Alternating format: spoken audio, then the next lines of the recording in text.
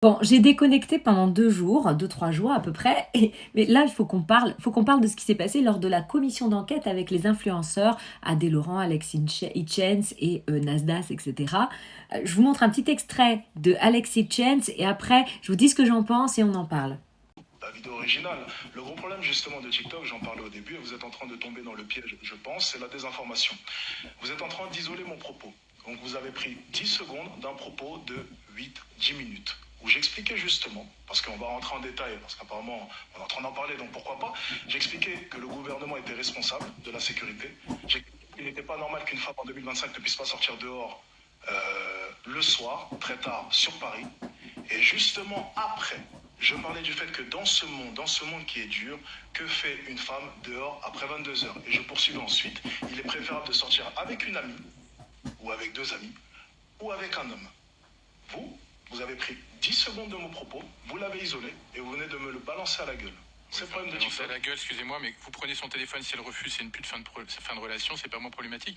Sur TikTok et Alors, sur par YouTube, les exemple, conditions, vous excusez-moi, je vais finir. changez de sujet. Laissez-moi finir, s'il vous plaît. Vous changez de sujet. Alors, Je vous demande de me laisser finir. C'est moi qui mène l'audition, je suis le président de la commission d'enquête, je vous demande de me laisser finir. Non, je vous lis, je suis président, excusez-moi. Excusez-moi, on va couper le son de monsieur Hitchen, s'il vous plaît, si vous continuez. Voilà, donc je finis mon propos, s'il vous plaît.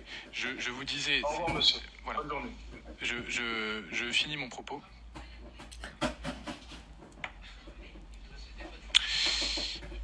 Qu'on apprécie ou pas ces influenceurs, moi personnellement Alex Hitchens, c'est pas quelqu'un que j'apprécie, je n'aime pas les propos qu'il peut avoir, mais bref, ils ne se sont pas démontés.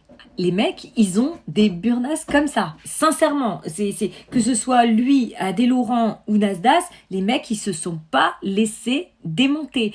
Et j'ai même envie de dire, c'est la honte pour ces députés qui se sont fait laminer. Les mecs sont sortis du tribunal en mode on est des stars, en mode Rocky Balboa. Je te jure, c'est un truc de fou. Et en fait, moi, je m'aperçois que tout simplement, plus rien n'est pris au sérieux, plus rien n'est respecté.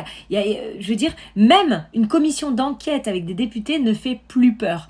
Donc, on voit de toute façon aujourd'hui l'état de notre justice, l'état des peines dérisoires qui sont données pour parfois des délits, des crimes très très graves. On comprend aujourd'hui pourquoi plus personne n'a peur. En fait, ça, c'est symptomatique. L'attitude des influenceurs, c'est symptomatique on n'a plus peur de la justice. Parce que c'est exactement ce qui se passe. Plus personne n'a peur de la justice. La preuve en est, plus personne, les gens n'ont même pas peur d'aller en prison parce qu'ils savent que de toute façon, alors là, sans parler des influenceurs, hein, on parle des casseurs, des violeurs, etc. Ils n'ont pas peur. Ben non, ils n'ont pas peur parce que si au pire ils vont en prison, c'est le Club Med, ils font des sorties, enfin ça se passe plutôt bien. Et dans tous les cas, ils vont rarement en prison, même au bout de 10, 15 mentions. Donc voilà où on en est aujourd'hui. Et en fait, ça prouve que tout simplement aujourd'hui, ces espèces de parodies de justice n'ont plus aucune crédibilité. Mais en tout cas, une chose qu'on ne peut pas enlever aux 3 influenceurs qui ont été auditionnés, eh ben, c'est qu'ils ont des couilles. Ça, c'est clair.